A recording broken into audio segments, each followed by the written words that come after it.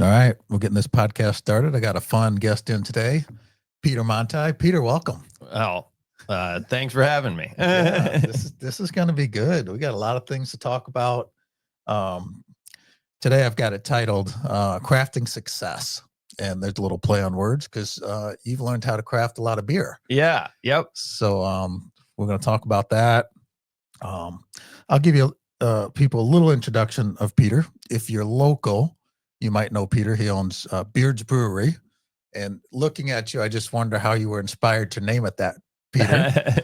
For the audio listeners, got a good beard. He does. He's got a nice beard. And then also director of Monti Capital. Yes. So I assume that does a lot of investments and different things around the country. Primarily real estate is our core. Primary commercial real estate, but yes. Yep. I'm the host, Dr. Wegman. This is my podcast called Purpose Maker. And this is an interesting thing. I've had a private practice for about 21 years. And then through a nonprofit that I am actually the president of, we did some veteran suicide work. And that brought me into the world of understanding people struggle a lot. And if you look at this little triangle in front of you, actually, your uncle helped me build that. Mm-hmm. That was Ben kind of helping me bring some of my ideas into something tangible. And leaving the clinic one day, I was driving home and I was asking myself, how could somebody get to the end? Like, how could they make that decision? And then a triangle jumped in my head, and it's right here. It's transitions, identity, and purpose. And so sometimes transition can come so fast and so quick, we can lose our identity and lose our sense of purpose. And once that gets spinning, that's kind of the core of where people struggle.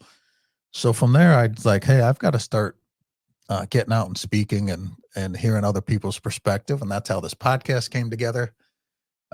You've got a lot of wisdom for your short time on this earth. So I can't wait to dig in today. But that's kind of where we're at. So the for people listening, the triangle doesn't really do it service though, because it's a whole pyramid. Now we've got it's great. The pyramid is great because it's not a flat concept, right? You can hold it and interact with it. I don't know. It's cool. It is very cool. And interestingly enough, this piece has actually saved a few people's lives. That's awesome. One guy that's amazing. Has a real interesting testimony where he put this on the dashboard of his truck and looked at it for about 6 months, and it's what kept him from making that fateful decision. Wow.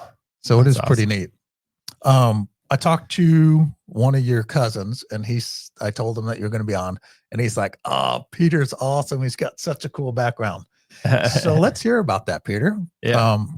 Tell me, where were you born? Sure. I can give you a quick history. So for those not knowing, we're in Petoskey, Michigan, and that's where I was born. And I have a lot of family here. My grandpa and his brother settled down here. They were originally from Germany.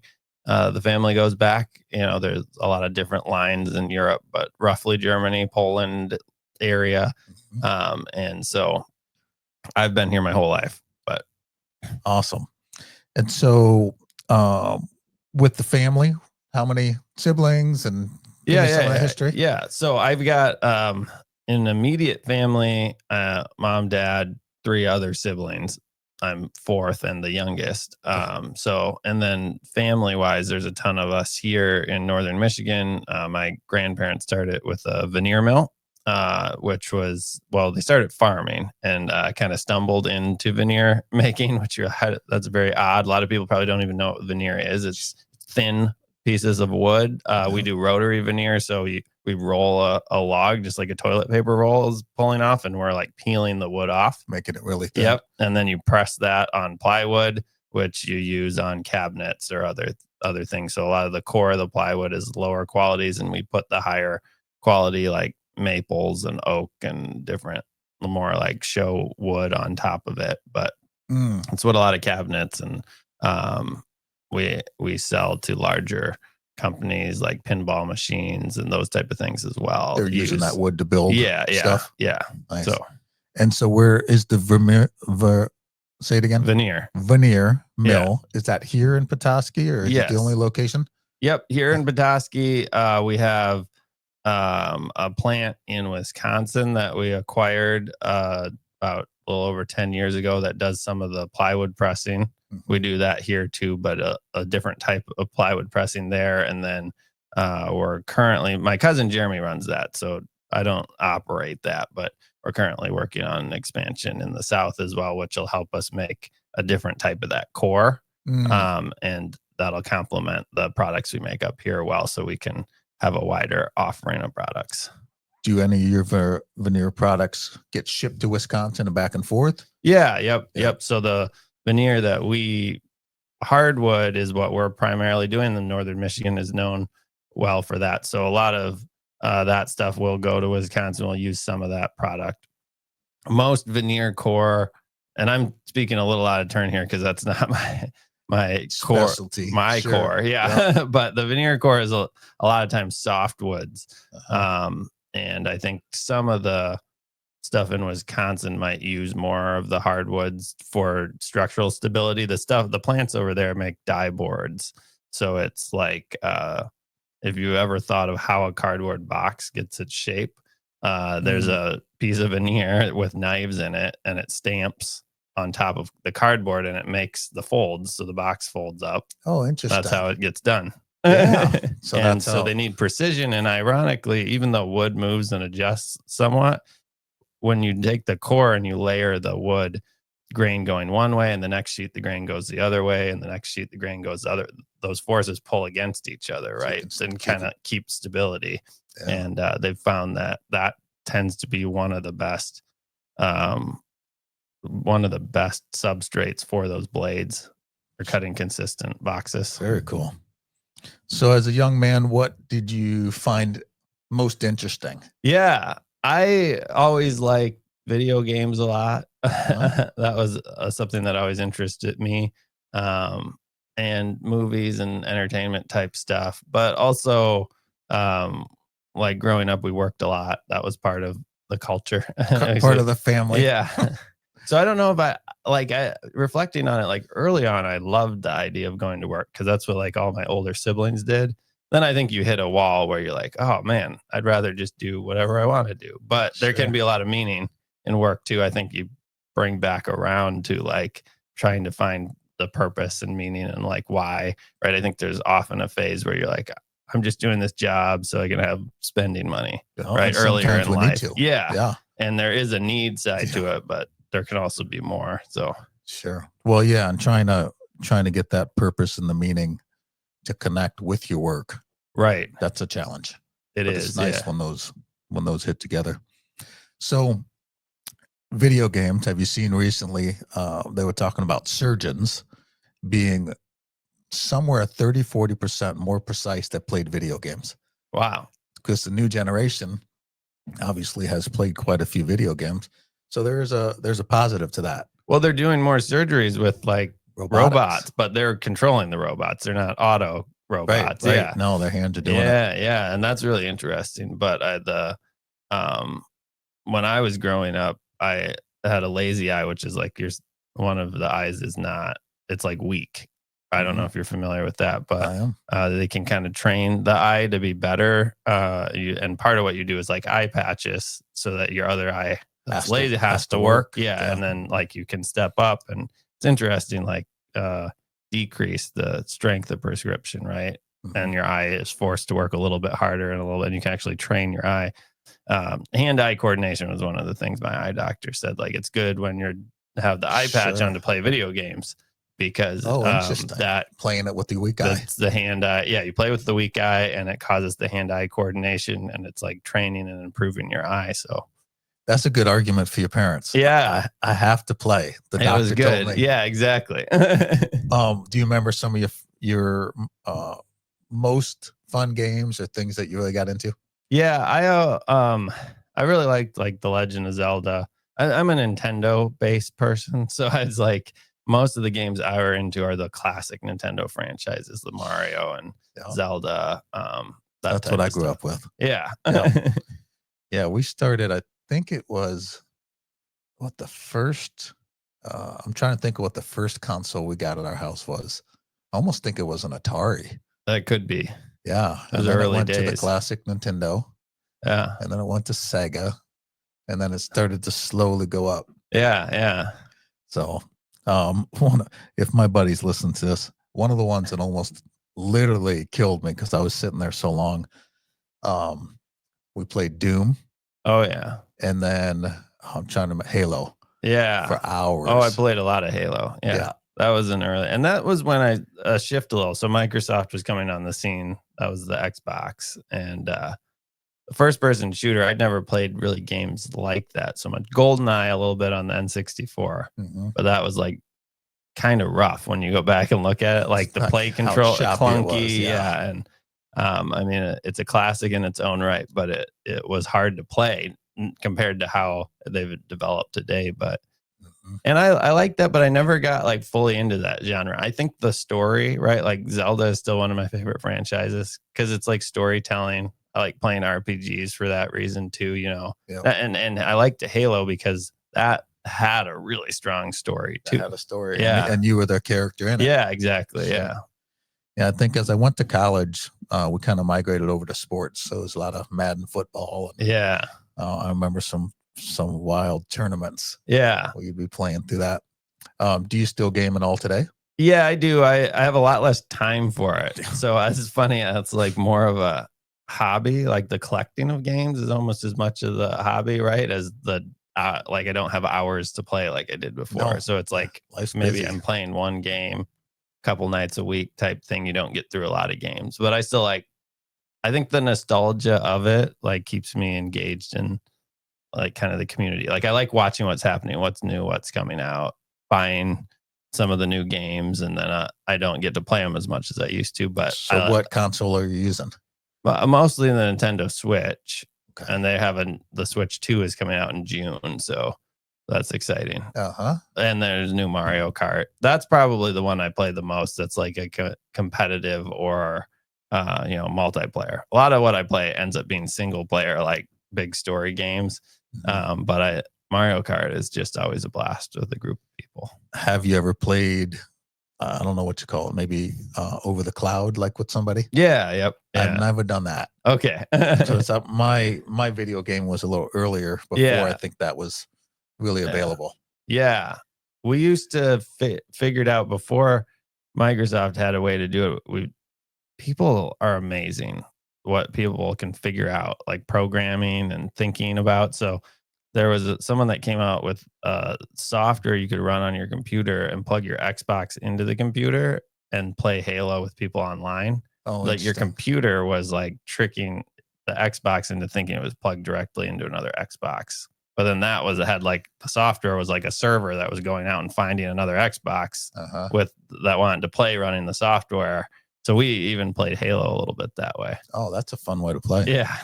I like that. It was a whole process way to play. Of course, then Microsoft and I was like, oh, we should host this and we should make money on that. Oh yeah. No, they definitely figured it out, didn't they? Yeah, yeah. Yep. All right. So you go to school around here, you end up leaving for college?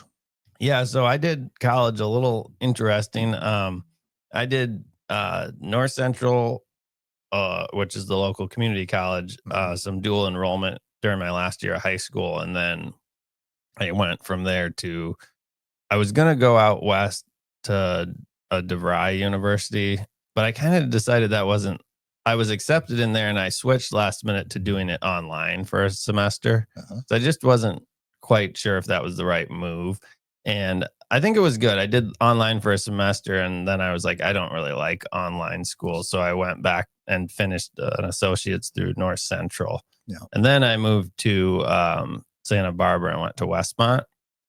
But I was never like a super school person. So I was like always trying to do things a little different. And so I picked Westmont because they had a study abroad program I wanted to do. And when I got there, I also learned they had I was really into film and entertainment, that they had an off campus in LA semester where you focused on film and entertainment stuff. So I did that as well.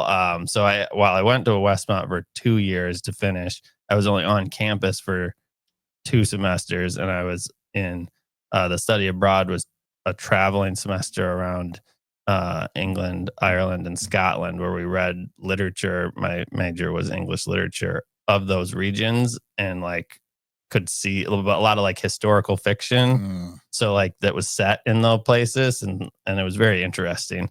And then the other semester in Los Angeles studying film. So Oh, that's interesting. I spent a month in London doing Okay. something similar for an arts, but a cultural arts class. yeah, yeah, Going all the different museums and the cathedrals, going a lot of the different shows. It was a Yeah. pretty interesting time. Staying in a youth hostel. yeah. That I think it's like it is great when you can connect the literature and the influences. You get a different sense of the culture. Like I remember reading Harry Potter growing up and thinking, wow, this is so foreign and cool. And then as I grew up, I learned actually like a lot of what I thought was just like foreign, like, wow, what she made all this stuff up. It was England. It's like England. Yeah. It's like, oh, this is actually like how, like these boarding schools are and like the structure. I mean, obviously they're not magical, but like how much of that Is she English? I'm trying to remember. Maybe I was trying to remember. Scottish. Maybe Scottish. Yeah. She's I'm not American. sure. No. Yeah. So she would have had some knowledge Yeah. of that in the writing. Yeah. That's a fascinating story. Yeah. It really is. Like Reading about her. Yeah, it is. And thinking like like I said, how what we take for granted too as a normal can be so different, the culturally, as you travel and learn, right? Yep. What she brought in from her culture that we could think of as still Western, right? But still is very different than my experience growing up and going to school. Yeah. And I remember we visited Shakespeare's town. Yeah. And the original stage that some of his stuff was written on. Yeah, we went there. Yeah, there was like, do you remember the name of it? Stratford upon Avon. Yeah. There you go. Yeah, probably like a half hour outside of London. Yeah, that's a wild. Seeing like we saw quite a few plays because so it was 2 professors from Westmont that led the program. And the one of them had done it, had probably 20 of these programs he's led over his career. 20 trips over there. Yeah, Yep. amazing. And he was really into the live theater. And so we saw a lot of that, and read a lot of Shakespeare, but also modern stuff, which was interesting. Mhm. And then seeing different takes, we'd go to like a Shakespeare play in Stratford done traditionally, how they would think of it. And then in London, we might go the same Hamlet and see it as if it was today, Sure. like imagined on stage in like a modern setting. That's really interesting too. That is. I think we saw Rent, Les Miserables, Beauty and the Beast. Nice. There were some good ones going through London when we were there. Yeah. Those are big. Yeah. I was looking at a lot. I was watching a lot of Shakespeare, but I'm trying to remember. We never went to any like Broadway type ones. It was more like, I mean, they were real productions, but they weren't like modern. It was more historical. Because we did one of those at Shakespeare's place. It was a historical. Okay, yeah. That was neat. We're the stage is like almost head height. Yeah, totally. So it's an interesting experience. Yeah. All right. So you go through college, you end up back up here. Yeah. Right. And then give me the kind of timeline. Do you get married? Do you start a business? How's all that? Yeah. Okay. So this actually dovetails right out of college. So in the back half of college, I had started getting a little bit into craft beer. I actually I was really into coffee. Okay. And then baking. And I was always into process. I mean, the veneer mill is manufacturing, it's like how things are made more or less. Always really interested me. So I think I was doing a lot of baking, breads and pastries and things. And then I had some cousins that were into beer and they're like, try this craft beer stuff. And so I was just getting into that. I never really drank. I didn't drink in high school, that kind of stuff. And so I was like, okay, this is cool because it interests me. It's not just alcohol, right? It's like there's something to it. There's like a craft to it. yeah. Sure. And so I started learning about that. There was a little brewery called Telegraph Brewing.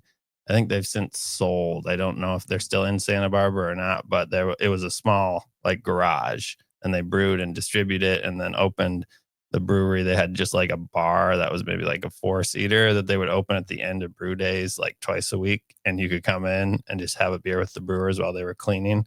Sometimes help out cleaning that type of place, you know. Right. And so that kind of, I started doing a little home brewing, picking those guys' brains, and then when I did this semester abroad, I would like unofficially go drinking at night and find different people, pubs. Yeah, different pubs all over England. And I had a guy that was along on the trip that was into that with me, and then some other people would come along. And at the end, one of the students was like, "I think I learned more about beer this semester than anything in literature." I was like, awesome, mission accomplished, right? Like, I think you get excited about something, you want to like tell people about it. But that was interesting to see such a different, like the classic beer styles there are so different than what was happening here. And of course, at that time, craft beer was really exploding and just getting going in what would kind of be like a second wave. What time was that? Like, let's see, 2000, maybe 10, 11. That's when the craft beer thing started. Well, it started before that. There was kind of a first wave of breweries. You had like Sierra Nevada, you know, Anchor Steam, some of those bigger ones. Bigger names. Yeah, I have one here. They were maybe in the 80s. And then there were some smaller breweries that kind of came to the fore, and then it kind of fell out again. And a few of those bigger classic ones held around. And then there was sort of like a second wave push. I would say maybe early 2000s, mid 2000s, it started picking up steam again, and more smaller breweries started. I think by 2010, 11, it was getting robust again. The market was really starting to grow, and more people were jumping in. We started in 2012, and that was about, I think our license was right around 100 for the state. And I haven't looked recently. 100 breweries. Yeah, I think there's probably over 400 or 500 now.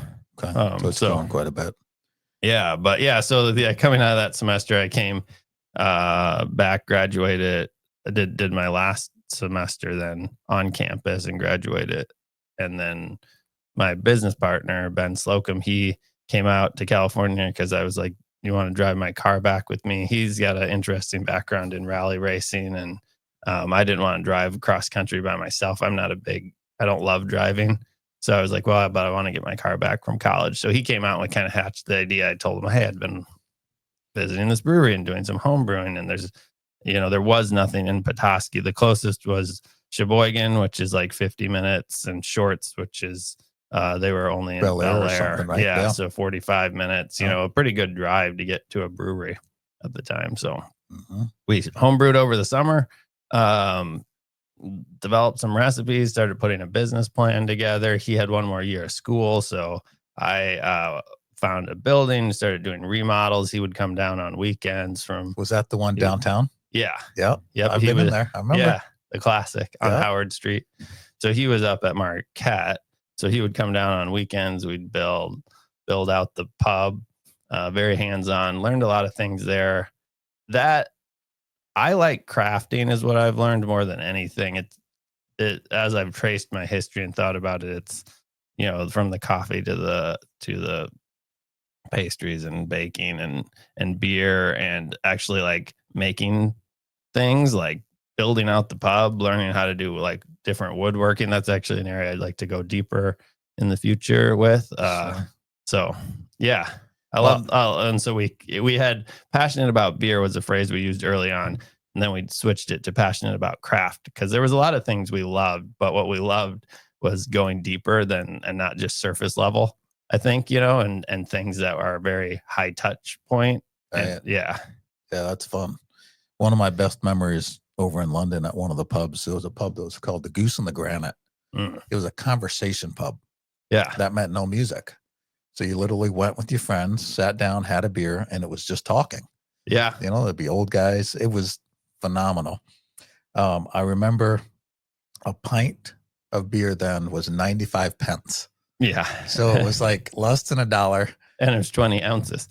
and it was probably 20 ounces. And I think it was Guinness. Okay. But and you might remember this, they serve Guinness warm over there. Yeah. Yeah. So it's on tap, but it's not refrigerated. So it's got a much more robust flavor. It's like mid 50s. It's not hot. I guess. Yeah. It's not warm. Yeah. But definitely not cold. It's not cellar chilled. temp. They might. So it's pretty good. Yeah. I'll give you a quick thing on that. Two things from that coming off that semester. I was very much that way. So we did music. We liked music. We played music, but it was more like vinyls almost exclusively early on at the pub. So it was hands-on and social. Had a record player going. Right? Yeah. People would pick through the vinyls. We'd put them on, right? It wasn't just background noise. And we also said no TVs. And we held to that through the whole original pub and for a long time at our new pub. But we have added some, but we don't just have TVs all over playing background stuff. It's more like, okay, there's a Lions game and everyone wants to watch it, but the social event is engaging in the thing versus like so many places there's just TVs playing in the background and you see all the people sitting there looking at whatever TV. Yeah. They might even be not that interested, but it just draws your eye and all of a sudden you're just looking at it, not talking with anybody around you. So, but then the guy came in from England one time and he's like, your beer is too cold. You got to like, can you warm it up? Put it in the microwave. I was like, it's funny, but no, I did not microwave it. Did you decrease the temperature? We run it definitely more. We were running our cooler probably in the mid 40s at that point. We brought it back to like 38. The American palate expects cold beer. We were also carbonating less then. That's another thing. At the warmer temperatures, the beer's often less carbonated. Oh yeah, that's a hard challenge to. Yeah. Now, do carbonation come in different sizes? Like that's a weird question, but I've tasted things where some feel like they're smaller. Yeah, I know what you mean. There's different. Yes, I don't know technically on that. If you can distinguish the size, you can put it in at different sizes. I don't know once it absorbs into the liquid how exactly it's staying. You can get different, I guess, the way you put carbonation in beer. There's different ways, but most of it's forced in through like a little stone. They call it. It looks like it's like injected. Yeah. So it's pushed through and it comes out and basically like a foam out of the stone because the holes are really small. So you can get different size holes on the stone. Like a filter in a fish tank. Yeah. That's kind of how they filter on that. So you're doing the brewery. You launched that. Yeah. How does the brewery take? Like, is it instantly you're like, oh yeah, we got something? I think that we opened in a really hard to find location. I like that long hallway. Yeah, it was good, but it was in the back of a building. So it was, I think it worked, but it was not. And I think it was good. A lot of things and you reflect on, you're like, oh, this is a problem for me. Like, it's hard for people to find us, or like, this hallway is too long. People can't realize we're in the back or whatever. A lot of those things end up being good. Like originally we were going to open a slightly larger pub, but we couldn't raise enough money. So we just downsized it and opened it even smaller. And on hindsight, that was really good because the tanks were smaller. So we were brewing like 8 times a week. Whereas if we were making bigger batches, we might've been brewing once every couple of weeks. The amount of skill improvement and iteration we got by having to brew so much and so often, way quicker than had we only done 50 batches the first year because our tanks were bigger versus 300 batches the first year. Sure. So that a lot of times when you hit roadblocks, I find that it's hard to see like why, but a lot of times you look back and can see, oh, that helped me this way or that way. Or managing your overhead. Right. Yeah, exactly. Yeah. So, because it would stink to sell all your beer and all your profits are going into paying rent for a building. Right. Exactly. Yeah. So we were able to keep it small. We were able to learn a lot. We, had we started with bigger, we might have tried to distribute right away instead of just sell at the pub. That there's a whole nother set of variables and problems there. And I don't think our quality would have been there the first couple of years do to the manage distribution. that. Yeah. So it was good that we learned, did a lot of small scale hands-on the way it turned out. But in the time, it felt like roadblocks, I guess, when it was like, oh, well, we can't raise enough money to do this. All right, well, let's do it smaller. And then actually, that's not bad. That's good. It's a blessing. Yeah. Do you guys bottle all your own beer? Is it Yeah. called bottling? Right now we're canning, so Canning. putting it in cans. And this is something I've talked to you a little bit about, but like it's actually something we're changing at the pub. So we grew the brief is that we were having trouble keeping up with that really small system and just selling at the pub. So we switched to we looked for another spot downtown because we didn't want to leave the community of downtown, and we were close on a building that fell through. So we had an opportunity to just do an offsite production and scale. So we did that. But when we did that, we did it quite a bit larger and started distributing. And we were really building that and going well with that. And in COVID, the market changed so much. Oh man. And that's a whole nother story. I don't know if we have time to get into, but recently we've decided for a host of reasons to shut the production site down and go back to just pub. In the interim, we switched from our small pub to a bigger pub with a restaurant. And so we're expanding that. This is a very long answer to the canning. I don't know if we're going to can or bottle. We're making that decision because when we switch all the production to the pub, we have less space in the can line. It's not just the can line, but storing cans is a little more cumbersome than bottles. The quantities you order them in tend to be larger than bottles because the bottle market is more designed for small manufacturers than cans. So we're on that, but we do, yeah. So are you gonna bring that brewing process to the basement? Yeah, yep. So we have it there. We call it the root cellar. It's going back to our roots, and the cellar nice. is the area of the brewery that you do the fermentation. So you can see it there, and so that's kind of a multi-play there, root cellar. Right. And it's the basement, which is where root cellars usually are. Sure.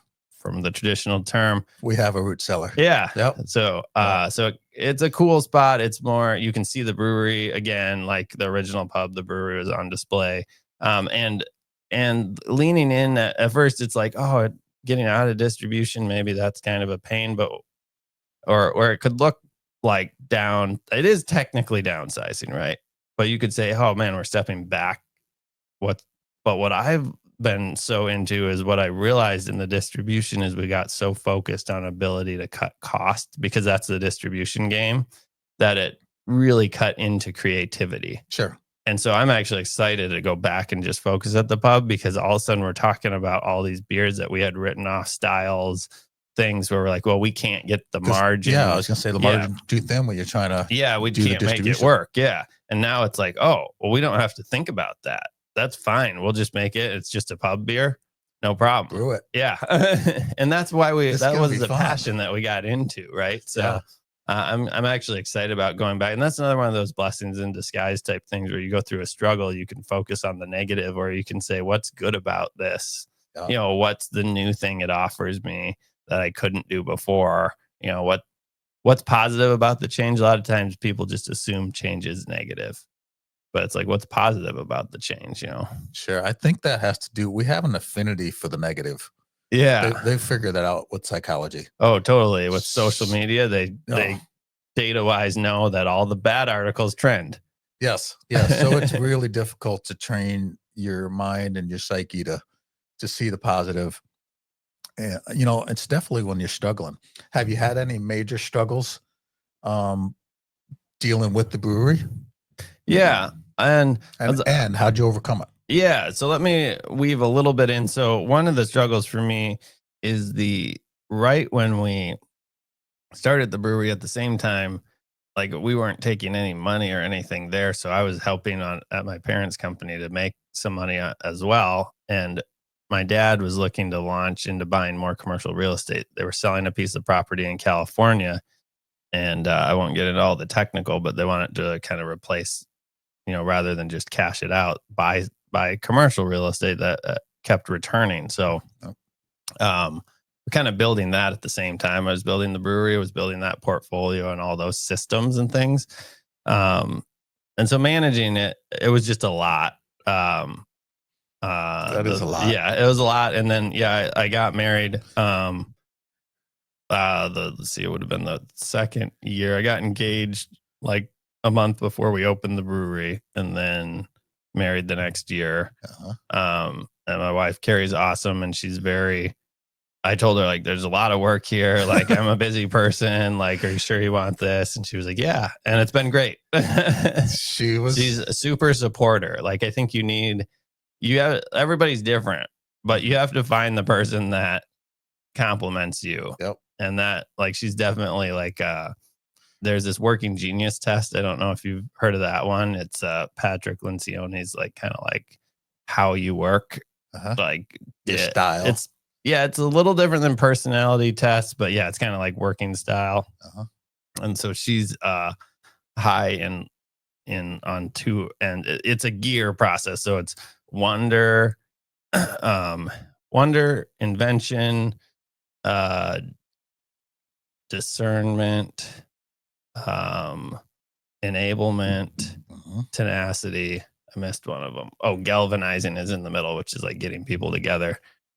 Well, she's high on wonder and she's high on enablement. So she's really good at the very beginning, like big picture, and then like, how can I help you get it done? Right. And having the enabling person is really good for me because I'm more on the starting end of the things. Sure.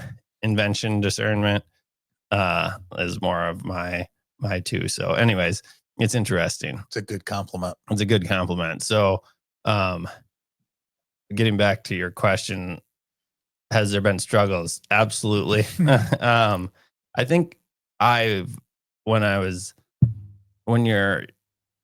thing for me is like this distribution thing I was talking about. COVID was a big struggle on the restaurant side of things more than anything. I mean, it was just crazy. Come in. Yeah. People couldn't come in. You're trying to figure out, what do you do? Like, how do you take care of your team? How do you manage the business? Like, we had a lot of goals and vision and strategy and growth plans, and they basically were all obsolete overnight. Wow. Right. And then the hard part was like, it'd been one thing if it was like, okay, a month, the virus went through, we're back on. But like, consumers' psychology changed so much because you never knew when it was actually done, when it was safe. there was no going back to normal, right? Right. Because it wasn't on off. It was kind of like, got scrambled. Yeah. Yep. And so everything, it was just wild. It was. Yeah. So I struggled a lot with that. I think on the later half of figuring out, like, how do we reposition for the new world? And that's some of what we're doing now. Still, like, with like distribution during that time got crazy because everything got pushed just to the major brands, and cost effective and large pack size and things we couldn't adapt to. And then it was sort of like, why are we fighting that game now? Right.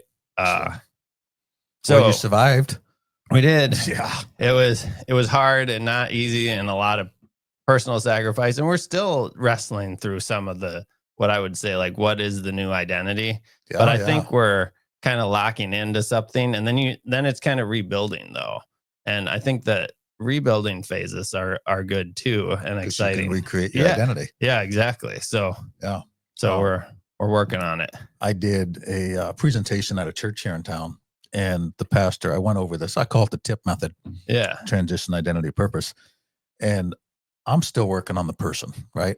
And he goes, oh, yeah, the TIP method's applicable for a person, a business, a church, a city, a state. And I'm like, looking at him going, my goodness. But it's exactly what, I mean, businesses go through this. They go through transitions. They have to figure out their identity. And then if a business doesn't have a purpose, it doesn't last long.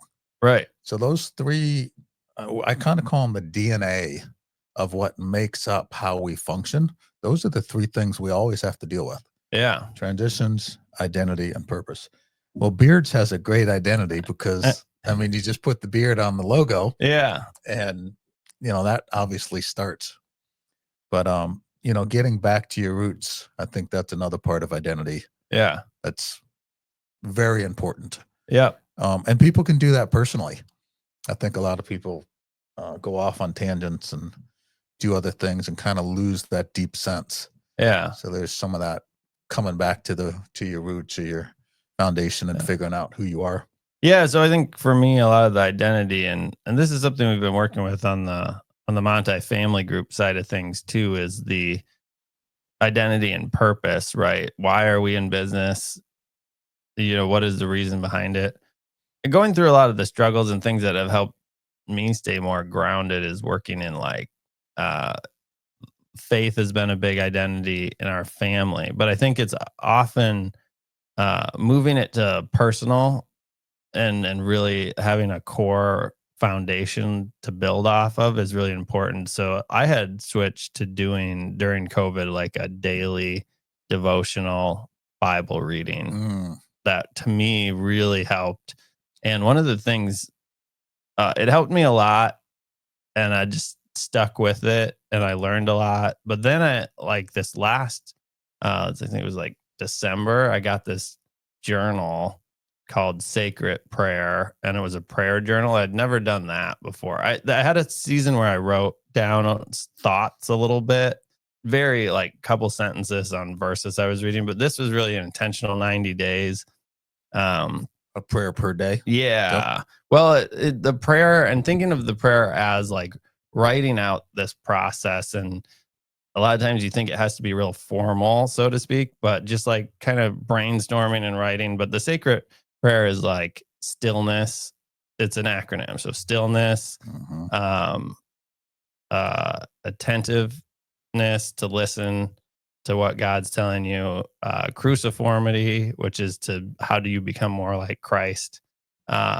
E is examining yourself. R is revelation, and D is doxology, which is about positioning towards thankfulness. So I think I don't remember exactly. We were talking like people get stuck on the negative, but if you make an intentional practice of writing out things you're thankful for in a daily journal, in a prayer form, that can help to build a habit of changing your mind, help to break through that. Big time. Yeah. I have a download on the website, purposemaker.com, and it's called the 26-step gratitude. So what it is each letter of the alphabet on a page, and then you write what you're thankful for under that letter. And you go down A through Z. The first time people do that exercise, they struggle. Like they're literally struggling to think about what they're thankful for under A, what they're thankful for under B. Once you start doing that, then it starts to really flow. Yeah. Then you have to take it from paper and do it mentally. Yeah. So you can go a little quicker with it. Yeah. But once you get into that gratitude of being present and realizing how much you're thankful for, what you're saying, you can go to that before you go to the negative every time something happens. Yeah. So I'm working on a thankful journal, same author, Ann Voskamp. She's got a thankful journal that I started now after the sacred prayer one. And it's cool. Like I like the letters. I like new things, so I need to like break the routine a little here and there. This one's fun. It's you do 3, you're counting up to like 1,000 gifts. She calls it gifts and gratitudes. And every page is a day. So like today's the 22nd, 23rd.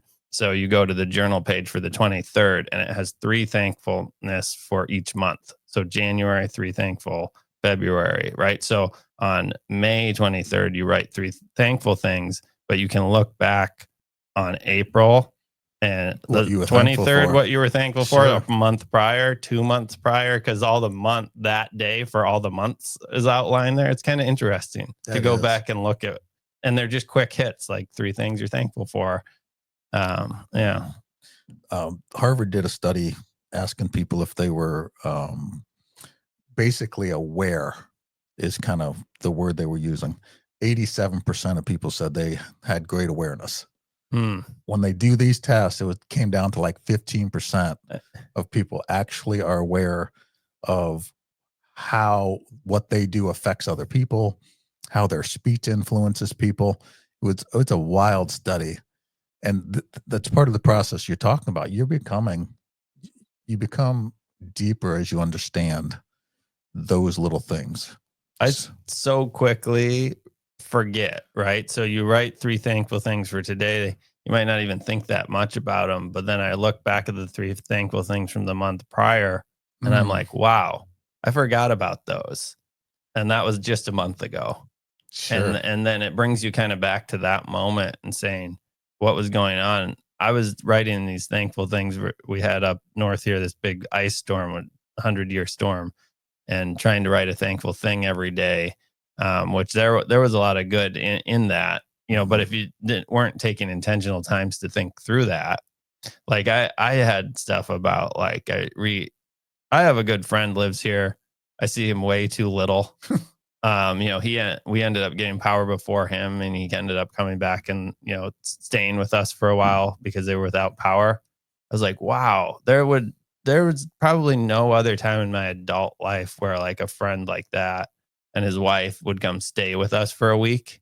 I mean, Right. what a special time. Right. And we Such a didn't good we didn't connection. have a lot of the first night he was there, we didn't have power yet either, but we had heat and he didn't have heat. So it was a big step up. And it was like looking at like, okay, for him, like getting heat was a big step up. And I'm sitting here complaining I can't take a shower. He was just happy now he has heat. Right. Like He's for warm. everybody had different problems, perspective. And then that first night we just sat around with candles because there was no power and talked. I mean, how Sure. often do you do that with a group? You don't. Right. Yeah. I mean, it's such a unique experience. Yeah, but Yeah. how quickly now life goes on as normal again, and I will, seeing that in my thankfulness journal reminded me of those, and to be thankful again for the gifts and gratitudes, is what it's Sure. called. So Yeah. Once the power comes back on, we take a lot for granted. yeah. Oh Right. man, I mean, we're sitting in the studio and got, I don't know, half a dozen power things left. everywhere. Yes. Yeah, Just running the computers and the lights. Yeah. It definitely makes you slow down. That yeah, storm did the same for us. We were yeah, out of power for almost 2 weeks. So it was definitely a slow down time, yeah. thinking about that stuff.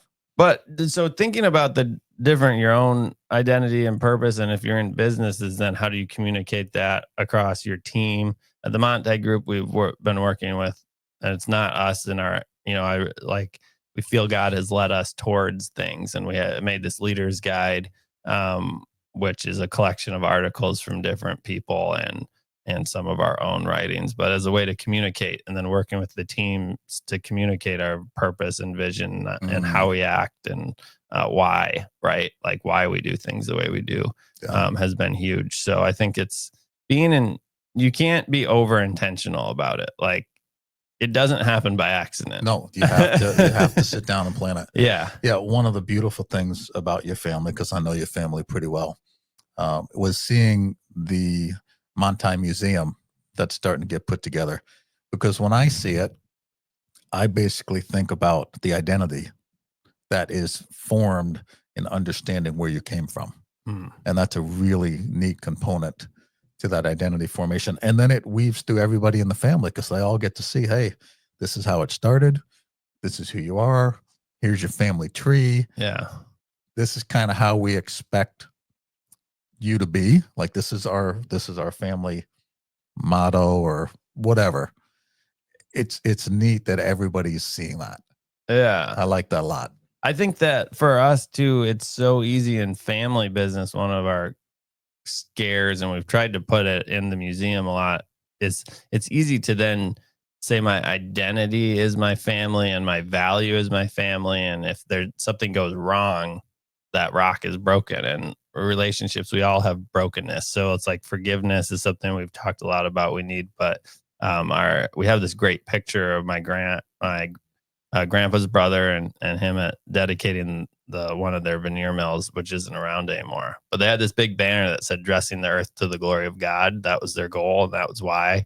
And we've kind of adopted that as our overarching goal, and that's kind of old terminology. It comes from early in Genesis, but it's basically taking care of the earth and producing, Being good yeah, stewards. being good stewards. And Yeah. so, kind of that idea, though, that our our success comes from a foundation that is stronger than us, right? It's not just the family. I think it's fine to look at the family and fun, but we try to weave the faith element in there because I've seen what held the family together in my dad's generation. They disagreed on plenty of stuff, but they all agreed on wanting to help spread the gospel. So even though they couldn't agree on the ministries to give to, they all gave independently. The company didn't do a lot of the giving. They would distribute and give separately. The fact that they knew they were all trying to achieve the same thing kept them together, right? And the trying to achieve, even if they couldn't agree on the methods sometimes, Sure. that was strong because it was greater than them, right? And I think That's a big in portion purpose of it. and identity, you got to find something greater than you. Yeah, because if you take your identity from worldly things, Right. it changes. It changes. And then you could lose that worldly thing. And then when people lose their identity, that's a very difficult process. Yeah. But their identity is always tied to something that's very short term. Yeah. So you're talking about something big. And then your generation can kind of have that same foundation. And then it's going to outlive you. Yeah. And Yeah. it'll look different in practice in the different generations. But ideally, if you're on like a biblical foundation where there is, and we believe that there is, actual truth, it doesn't just change with the winds and the times. There's a consistent identity, right? Over generations. So yeah, no, that's absolutely wonderful. So awesome. Well, Peter, it's been awesome talking to you. Yeah. I would like to in the future have a second one, maybe go a little deeper. Yeah. I know you've got some passion for Japan. Yeah, we didn't even touch on that. Oh man, and that would be another whole conversation. So we'd definitely like to do that. If you guys would like to find Peter, I think it's beardsbrewery.com. Yeah, beardsbrewery.com. Yep. Montaggroup.com has a little bit about our companies in general. Yeah. And then if you're in town in northern Michigan at all this summer, pop into Beards. It's one of my favorite places. Yeah. We're right downtown. It's very casual. Beautiful view. Yep. Beautiful view. We got a big outdoor space. So if you're new to Purpose Maker, I ask you to subscribe. You can find us on the Apple Podcast, Spotify, and YouTube. My business website is northernmichiganspine.com. And then you can find me on purposemaker.com. So I just want to thank Peter for taking some time today. Wonderful conversation, Peter. I really appreciate it. I hope you have a wonderful weekend. Yeah. Thank you.